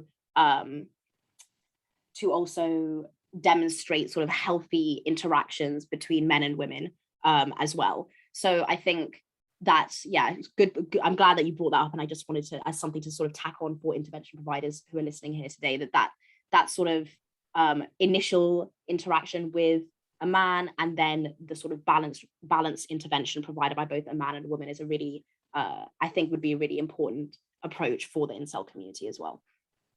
And then in terms of the femcel community, yes, there are femcels, there are women who self-identify as being femcels. They are sort of not allowed to engage within the incel spaces, in the male incel spaces. They're sort of rejected generally within the incel community. They do not believe that women can be incels as part of their ideology, that they just don't believe that women can do that. The femcel community is I would say is like quite, in many ways, quite distinct from the sort of male incel community. They subscribe to the black pill. They have a lot of the same ideologies, but I think in many ways, and a part of the reason that the incel community reject them, a lot of femcells have had the opportunity to have had sex. A lot of them may not be virgins. A lot of the discussions that are had within that community are about the way that they're treated by men when they do engage in sex. And so that's a big reason why they're sort of rejected by the wider incel community.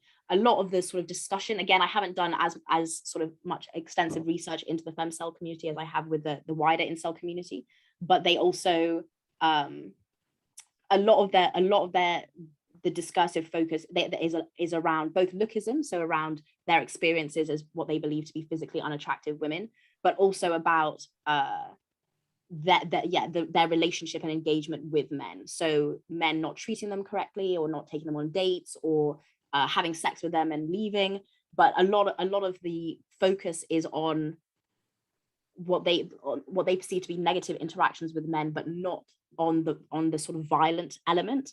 There's that they really lack the sort of violent discussion, the sort of sense of entitlement, aggrieved entitlement that we see within the wider incel community. I think it's worth it's obviously worth researching and looking into it, but the sort of the discussion of violence, the celebration of violence, the feeling of sort of feelings of retribution. I know that's sort of a loaded term after talking about incel rebellion, but the sort of feelings of retribution, discussions of retribution, discussions of rape, discussions of interpersonal violence, we're really not seeing. And also in terms of sort of suicidal ideation, there's also sort of less discussion of suicidal ideation within that community. Not to say that it's not there, but significantly less discussions of violence at both personal, interpersonal, and societal level, as compared to the male incel community. Thank you for that. Kurt, do you want to go ahead and voice your question? It's a longer question. Yeah, I'm happy to. First, can somebody give me a nod that you can hear me? I've been messing with my audio. Yes, we can. Okay, good. So, bit of a strange question, but I mean, some of the colleagues that I work with, they're experts in gender, and I've been getting an education over the last several years about concepts of gender, conceptions of gender, and how the binary conception of gender is changing and has changed. So I find myself thinking as I work on a project related to incels, what implications that might have for kind of incels versus femcells, and whether or not those individuals who might not identify as male or female, but identify somewhere between or something altogether different, how they might experience the kinds of things that incels experience, and whether or not we could see another form of inceldom threat emerge. I don't know if there's an answer to that, but I'm just curious as to whether or not the kinds of victimization that incels describe, whether that would interact with the very real victimization that individuals who are trans experience on a day-to-day basis. So I don't know if anybody has any input on that, or whether they recommend, or if they believe that another form of incel threat might emerge, but I'd be curious to hear any thoughts that anybody might have.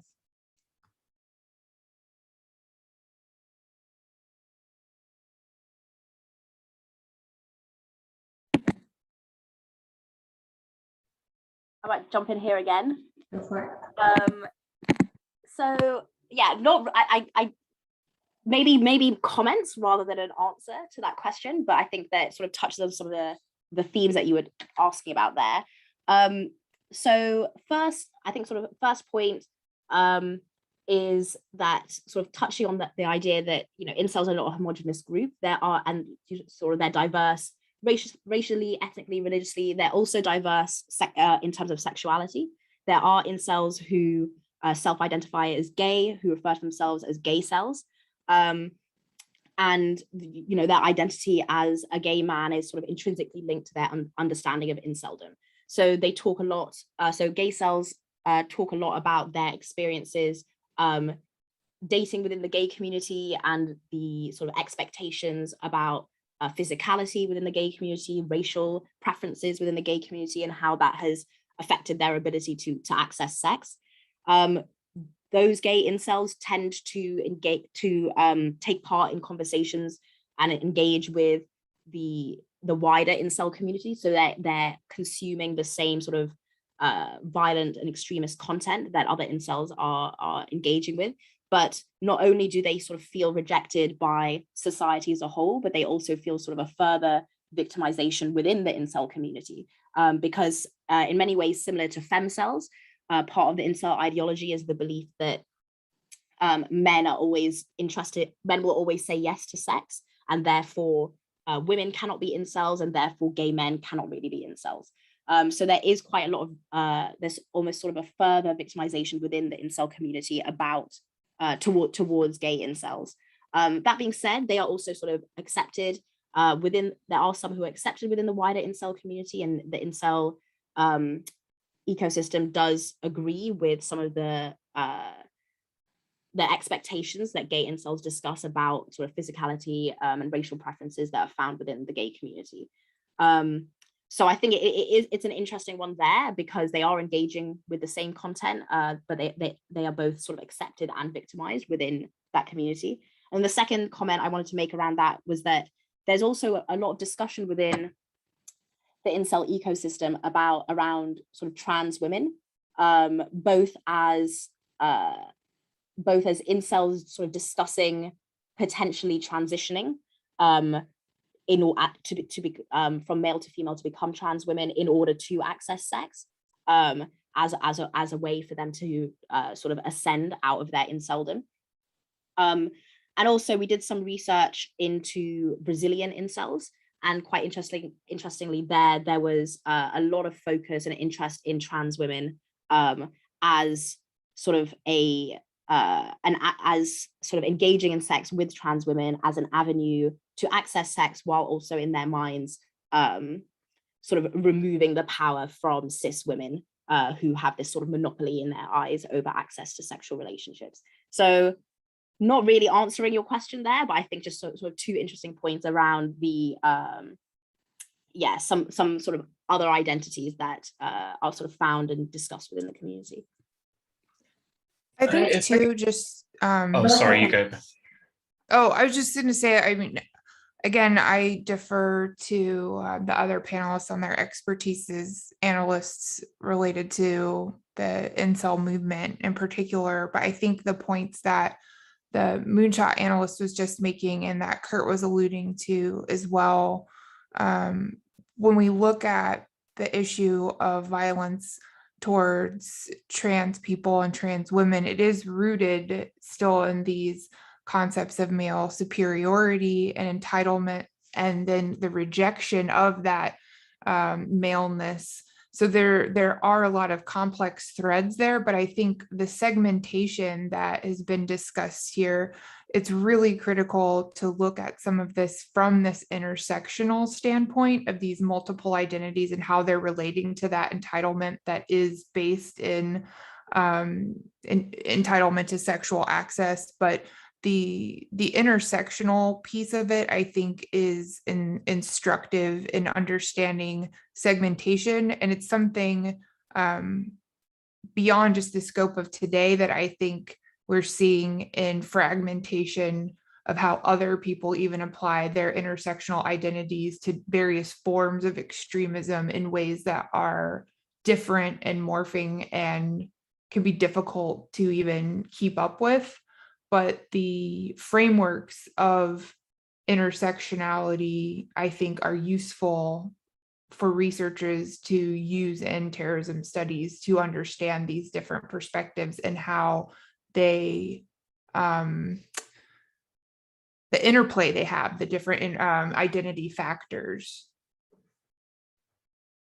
Thank you, Beth. Tim, you wanted to jump in on this as well? Yeah, I guess it's tangentially related rather than directly respond to the question. But I think one of the really interesting things from the very beginning about the incels is they're an extraordinarily gatekeepy community. They engage in sort of boundary work at every possible point to try to include or exclude the precise people who they think are real incels or are not. And so, one of the reasons that femcels have been excluded from the very beginning is because of the belief that women could basically access sex if they really wanted to. I imagine that trans and non-binary individuals are unlikely to be welcome to the sort of main form of the incel community, as it were. And I think that one of the really interesting things I've always found about incels is, they locate the source of their celibacy in the most immutable features they have, right? So they talk about bone structure in sort of facial sort of structure, and so the consequence of that is that they abdicate any form of responsibility for changing their own situation and basically say it's impossible. So one of the things that really struck me when Jake Davison went on that spree last week is that in incel forums, immediately you had people saying, no, he can't be a real incel, he's too attractive. With that said, you also had this kind of debate over the last few years, or I guess not necessarily, sort of discourse over the last few years of this sort of people talking about facial cells or physical incels, and then people talk about mental cells, primarily incels with ASD, and people debating as to whether those people ought to be accepted into the community, as to whether being a mental cell is a real thing, or because obviously that contradicts fairly strongly the initial black pill, which locates quite a lot of or nearly everything in terms of stuff like facial structure. So the irony, of course, being that Elliot Rodger, in terms of the sort of facial structure, is by their standards pretty all right, and is the hero of the incel movement, and it's entirely his mental state that was kind of the thing that prevented him from accessing sex. Linked to that, I think one of the, and this is kind of how I got to thinking about this discussion of ascension is kind of constant and key within the incel community, and some of the discussion of ascension is almost in this sense of deliverance, this kind of hopeful register, which they say, this is never really necessarily going to be possible, but it's ideas that are chucking around. So you see ascension in terms of transitioning, you see ascension in terms of facial surgery, for example. There were some really interesting articles a little while back about incels who genuinely went out and got plastic surgery to try to deal with what they saw as their issues.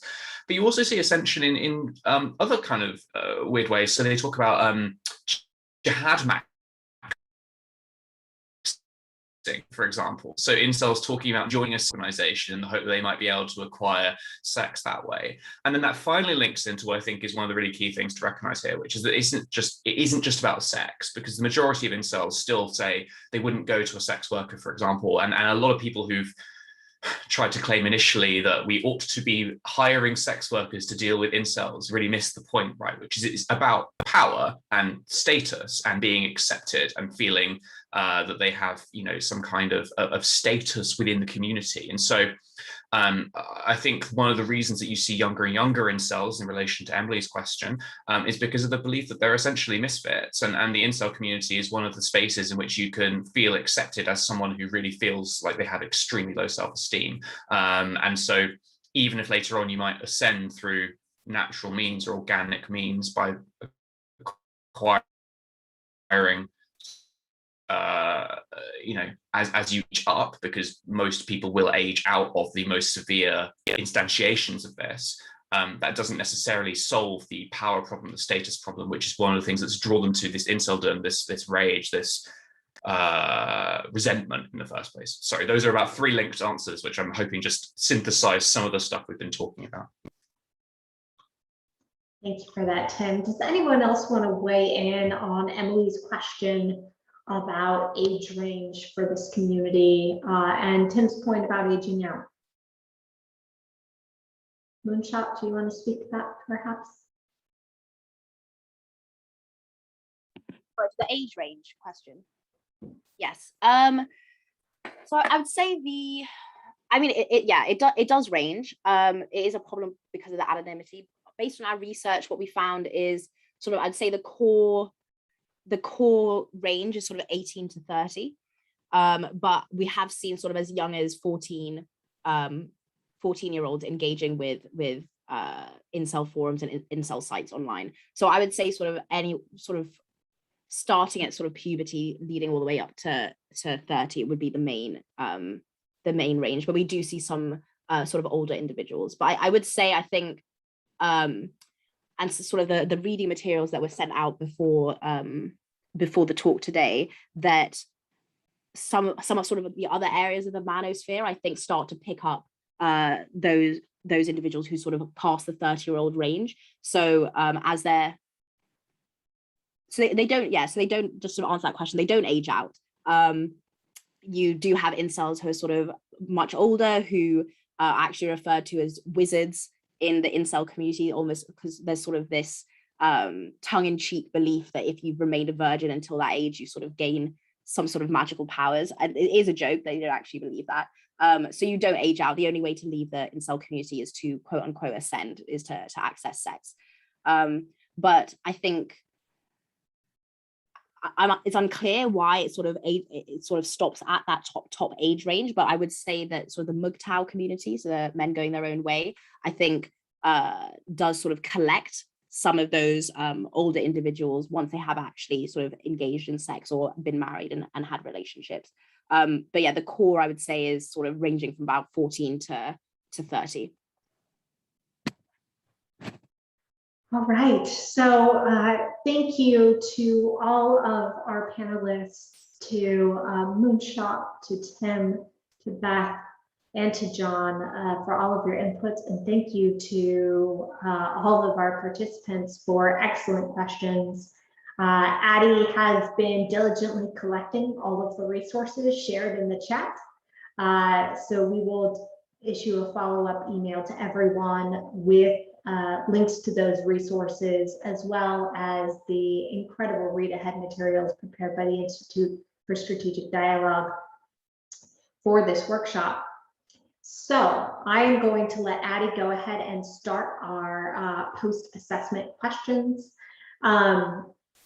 Again, thank you for joining this conversation today. As you heard from many of our panelists, although misogyny has been around for as long as any of us can consider, this involuntary celibate research into this particular form of misogyny is still emerging. And what that means for practice, for intervention, for behavioral and mental health professionals, and for multidisciplinary teams is still emerging as well. As Beth and some of the participants in our chat referenced, multidisciplinary teams may be some of the strongest ways to reach these individuals, to find the individuals that can establish that relationship and connection, and recognizing that reticence to mental health support and how to address that in practice. This is something that I expect this community will circle back to time and again, because it's something many of the practices, even practices that aren't specifically set up to address involuntary celibate violence, end up encountering. And certainly every practice addressing violent extremism may address or encounter some forms of misogynistic violence. So thank you for your time today. We really appreciate it. Addie is going to share, after she finishes this poll, a link to a survey that we are putting out. If you have completed this survey before, you do not need to complete the survey again, but really what we're looking for in terms of next steps for establishing this prevention practitioners network is we're looking to set up a range of committees, membership committee, an ethics committee, programming committee, and others, and really get this network up and running. What we hoped to do was have an in-person workshop this fall. With Delta and COVID, we have decided to postpone that in-person workshop, and we'll be talking as a community about how best to keep the conversation going until the spring, where it may be safer to convene everyone in person again. Addie has shared a link to that survey in the chat. Please, if you haven't filled it out already, take a moment to fill it out. And Addie, I'm going to ask you to unmute yourself and share the dates for the upcoming workshops. Yes, we have 2 more upcoming workshops. One on September 14th, which will be talking about the role of internationally inspired terrorism and violence. And then one on September 28th, which will be discussing the role of mis and disinformation in targeted violence. I'll be sending out more information about those workshops in a follow-up email and information on how you can register for them. All right, thank you to everyone, and we look forward to seeing you for our next workshop on internationally inspired terrorism and promising practices. Thank you very much. We look forward to continuing the conversation with you. Goodbye.